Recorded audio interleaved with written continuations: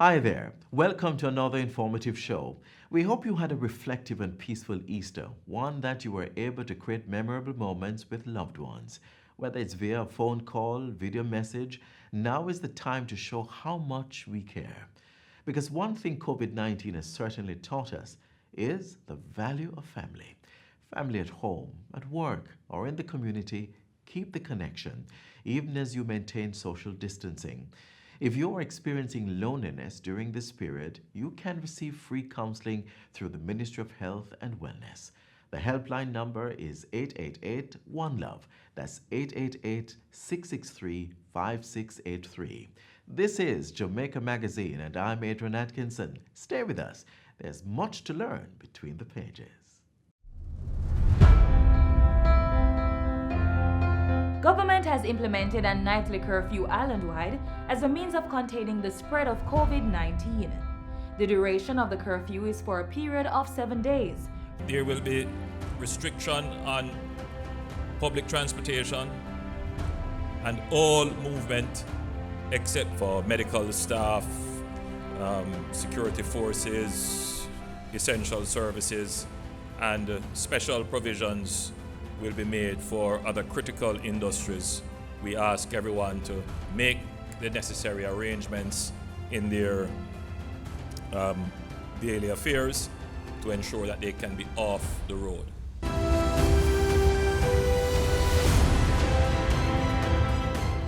Up next, government's recent interventions to address the novel coronavirus. Millions have been raised for the COVID-19 Telethon Jamaica Together We Stand fundraising effort. Prime Minister Andrew Holness donated $3,000 from his Positive Jamaica Foundation, and Minister of Finance and Public Service Dr. Nigel Clark donated $2,000 from his Growth and Opportunity Trust Foundation. Among the many other donors were the United Way of Jamaica, which pledged $2.5 million Jamaican dollars, and Credit Unions of Jamaica, which pledged $4 million Jamaican dollars. The fundraising effort is aimed at raising $10.5 million to purchase supplies and equipment to support healthcare and frontline workers in the fight against COVID-19. The telethon started on Sunday with a 6-hour-long show, which featured several performances. During the live show, Prime Minister Andrew Holness encouraged Jamaicans in the diaspora wishing to return home to be patient as measures are being developed to facilitate these requests. The government is working overtime to ensure that we can bring you back home. It's a very difficult thing because the transmission of the virus here in Jamaica has largely been traced to persons coming in. So we are not yet at the stage where we have community spread. So we are trying to minimize the spread and we're trying to contain. So if we bring people back in, we could do so and put everyone else at peril. So we're being very careful, very strategic. I know it's very difficult, but I ask you to be patient. We will put in place end-to-end protocols that would ensure that when you come back into Jamaica, that there is no community spread. The Jamaica Telethon lines will remain open for at least a month. Persons may donate by calling 876-960-9632 to 5 or toll-free 888-PAY-BILL. That's 888-729-2455. WhatsApp 876-550-1754 or 876-619-5638. Persons may also donate by clicking onto www.jatogetherwestand.com. Still on COVID-19 response efforts, Minister of Health and Wellness Dr. Christopher Tufton on Easter Monday visited the National Blood Transfusion Service to examine buses which have been retrofitted for mobile testing for the novel coronavirus. The buses were shortly after deployed to the community of Cornpeace in Clarendon. It can go to areas where clinics are not or the hospital is not present. And with the team on board, it's just for us to inform the public. Plus it will allow anybody who wants to be tested, very importantly, to visit, get the appropriate levels of counseling, and to the extent that they meet the requirements based on the protocol, then samples will be collected. A total of 6 buses have been retrofitted for dispatch island-wide to enhance the capacity to test persons who might be carrying the virus. Last Thursday, Prime Minister Andrew Holness donated $1.5 million through his Positive Jamaica Foundation to non-profit organization Mustard Seed Communities to bolster their COVID-19 response efforts.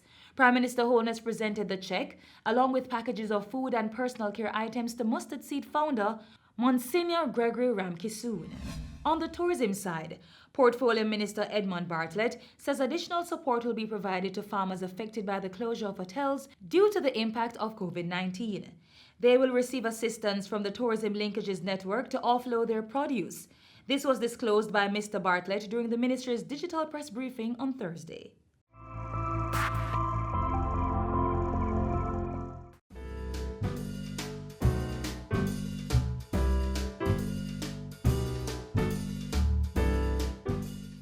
Tip number 1.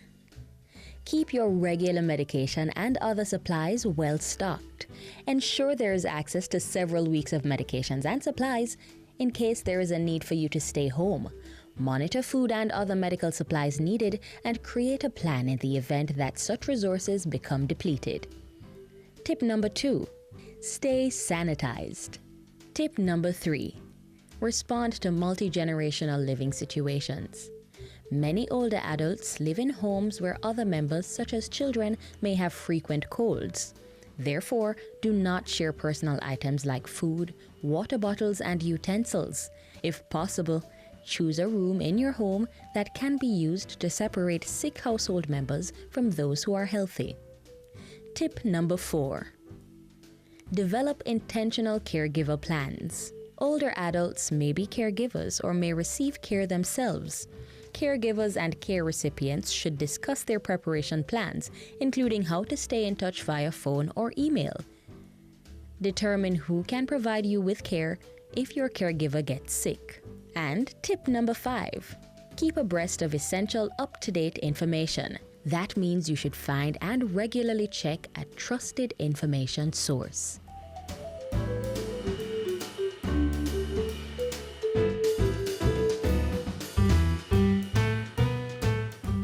We have another informative feature just for you.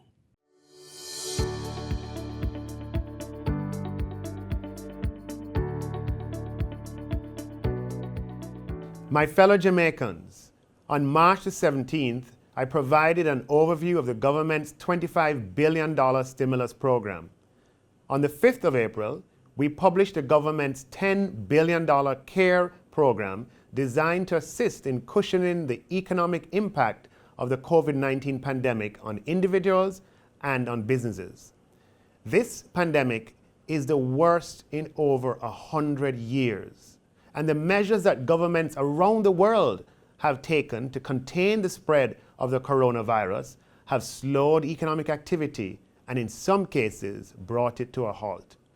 The government is very concerned about the economic impact of this on Jamaicans and on Jamaican businesses. And we're implementing the CARE program to provide some assistance at this time. While everyone is affected by COVID-19, it is undeniable that some occupation groups, some individuals, some companies are more affected than others. The CARE program is designed to assist those who are most affected, as well as those who are most vulnerable. The CARE program has cash grants for individuals as well as for businesses. The good news is that you can apply directly for a benefit under the CARE program from the convenience and privacy of your home. In a few easy steps, using a mobile phone or an iPad or a laptop or a computer. There's no need to visit an office. There's no need to wait in a long line. There's no need for lots of paper.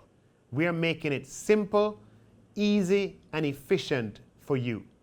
What is more, the grant will be paid directly to your bank account, or for the compassionate grant, to a remittance company of your choice if you do not have a bank account. If you have been unemployed for some time, or if you are informally employed, Or if you're a tertiary student over the age of 18 in need of assistance, or a member of the elderly community, the Compassionate Grant is for you. You'll need to have your TRN, your date of birth, your address, your mobile phone number to complete the application form. The Compassionate Grant is a one-time grant of $10,000. If you benefit from a Compassionate Grant, however, you won't be able to benefit from another grant under the CARE program.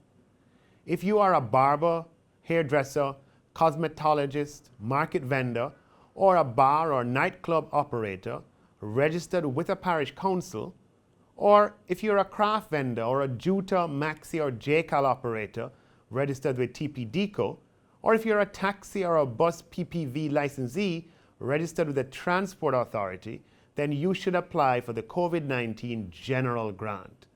You'll need to have your TRN, your date of birth, your address, your mobile phone number to complete the application form, as well as the license number with either the parish council, the Transport Authority, or the Tourism Product Development Company.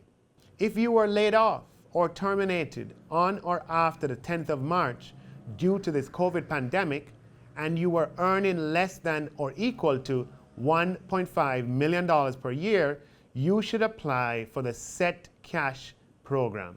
Have your TRN, your mobile phone number, your address, and the name and address of your former employer, in addition to your bank details, ready to enter. Encourage your former employer to upload a P45 form to verify your employment status. If you're a PATH beneficiary, you can expect your normal payments in April and June, and we'll be adding a new COVID PATH payment in May as well. This will be automatic and no separate application is necessary. If you have a student loan and you're repaying that loan, you do not need to make a payment of interest or principal for the months of April, May, or June of 2020. And this is automatic. No application is necessary. For businesses, we have 3 programs. If you're a small business with sales less than $50 million and you filed your taxes for 2019, you should apply for the Small Business Grant. Go to the section on the website that has a Small Business Grant application and have your TRN and the TRN of your business ready. If you operate in the tourism sector, you can receive a benefit for every worker you keep on your payroll who earns less than $1.5 million per annum. Also, if you operate a business in the tourism sector, you can also qualify for a tourism grant by making an application to the COVID Tourism Grant Committee. The government is working hard to provide a cushion for Jamaicans during these uncertain times. The online care platform did not exist before and had to be built from scratch in record time to be able to deliver these benefits to Jamaicans. We are grateful to the hard-working team at the Ministry of Finance, at Tax Administration Jamaica, the Accountants General's Department, and eGov Jamaica Limited. When we come together as a society, as has been evident over the past few days and weeks, with God's help, there is nothing that we cannot do, and there is nothing that we cannot overcome. This is a time where all of us, citizens of Jamaica, need to be our brothers and sisters' keepers. Let us pull together, rally around each other, and support each other, and show that we care.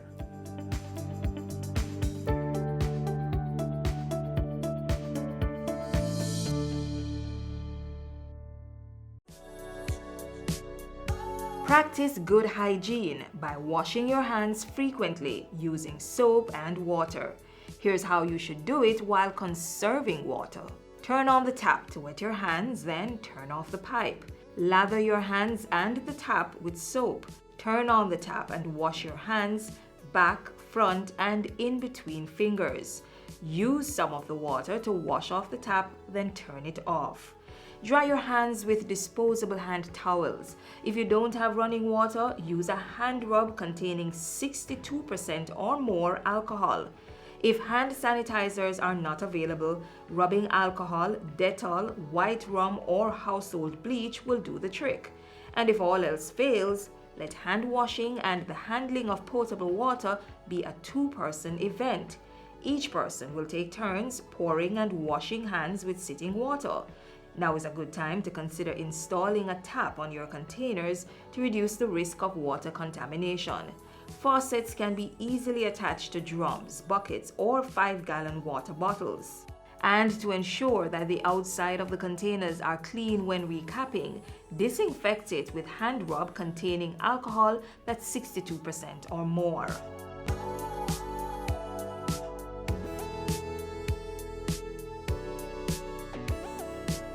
The 5 R's of water conservation are also necessary to practice.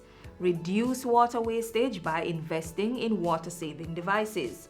Reuse water at least twice before discarding. Replace leaking pipes, faucets, and other plumbing equipment. Recycle wastewater and use it for gardening, car washing, or cleaning of public spaces. And reclaim water through rainwater harvesting.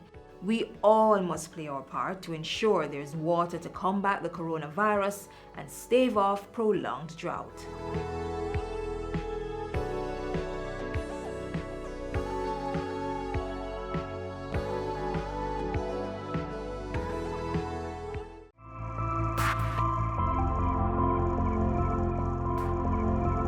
The government has been getting not necessarily requests, but persons seeking an understanding of government's position on the wearing of masks. And I'm going to invite the CMO to give us her guidance on this matter. The Ministry of Health recommends the use of personal protective equipment by healthcare personnel. Our immediate priority is to secure personal protective equipment for health workers who are exposed by close contact with persons who are ill.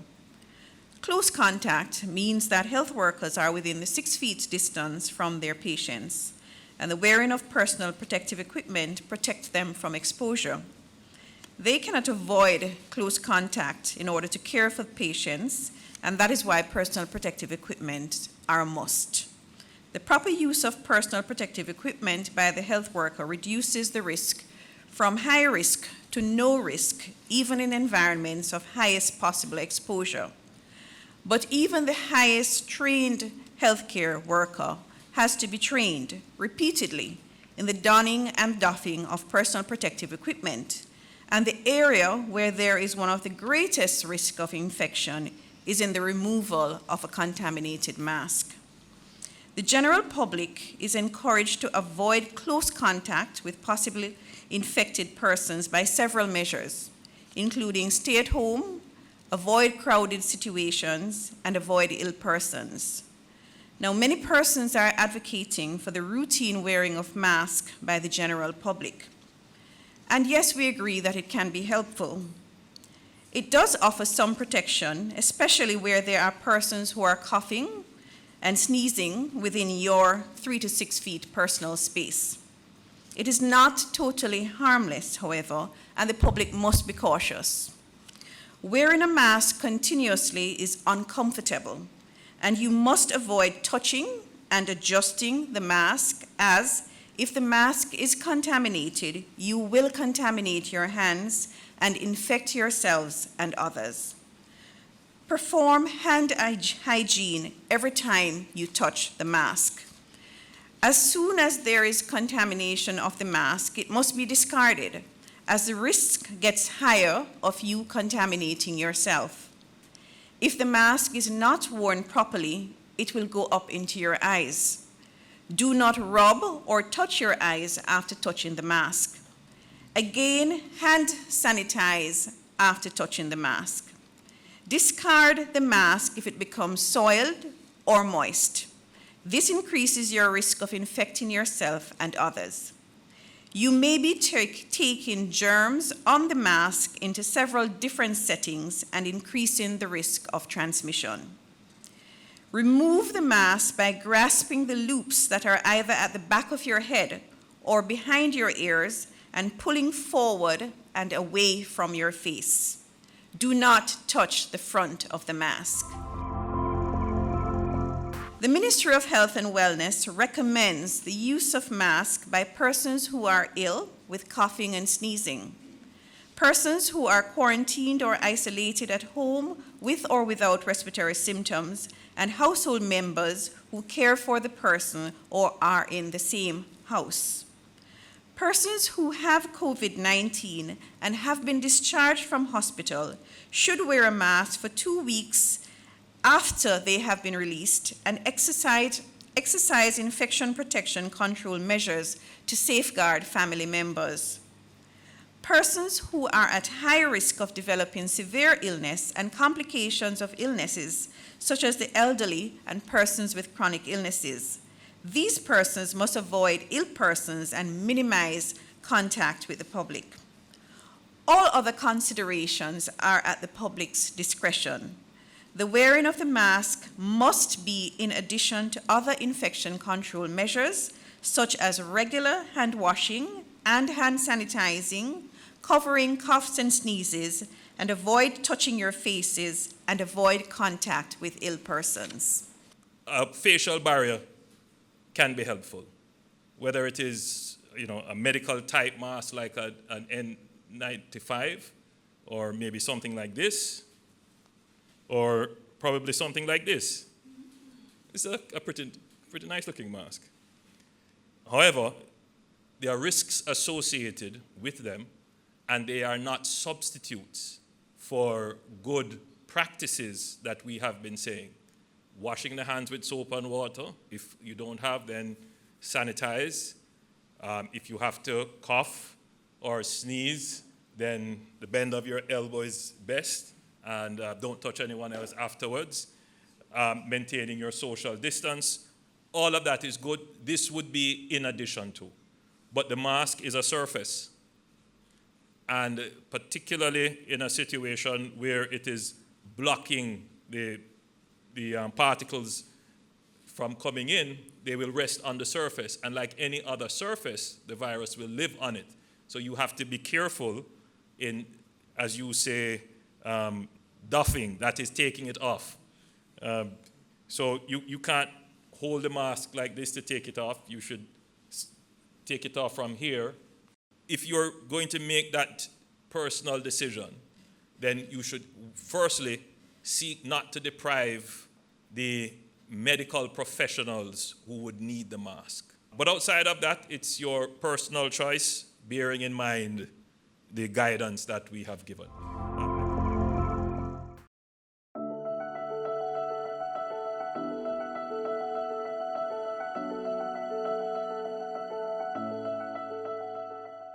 As the government continues to roll out its comprehensive response to COVID-19, we at the Ministry of Industry, Commerce, Agriculture and Fisheries continue to engage our stakeholders, our farmers and our fishermen to ensure that there's adequacy of food supply. We have meat, we have fresh produce, we have fruits to last us for at least another 3 months. We have at least 90-day supply of all food and vegetable supply in this country, including meats. I also want to let you know that we have more than 90-day supply of all inputs, chemical fertilizers and so on, seeds including, to keep our farmers producing. The ministry has had consultation across the sector with various stakeholders. We have done numerous assessments. I can assure the public that all agricultural products are in good supply and will be for the next 3 months at least.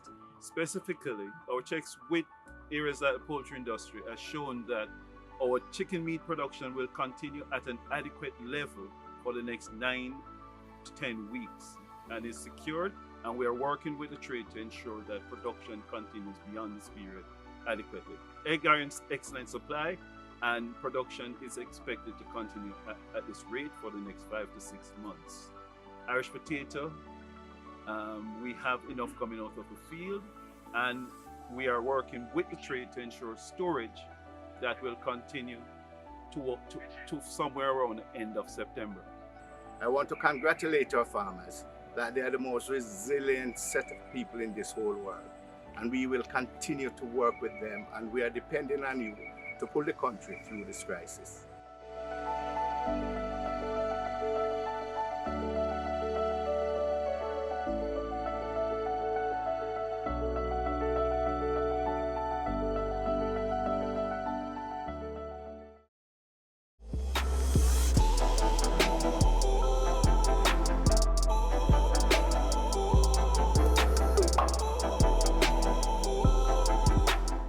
You have reached the final page of the magazine. Thanks much for being with us on today's journey. Another magazine unfolds tomorrow, so come back same time on this station. Or watch all our programs on the JIS YouTube channel or website. Until then, click on our social media pages for more information. While there, please subscribe to our pages so you can stay in the know. I'm Adrian Atkinson, encouraging you to stay home and flatten the curve.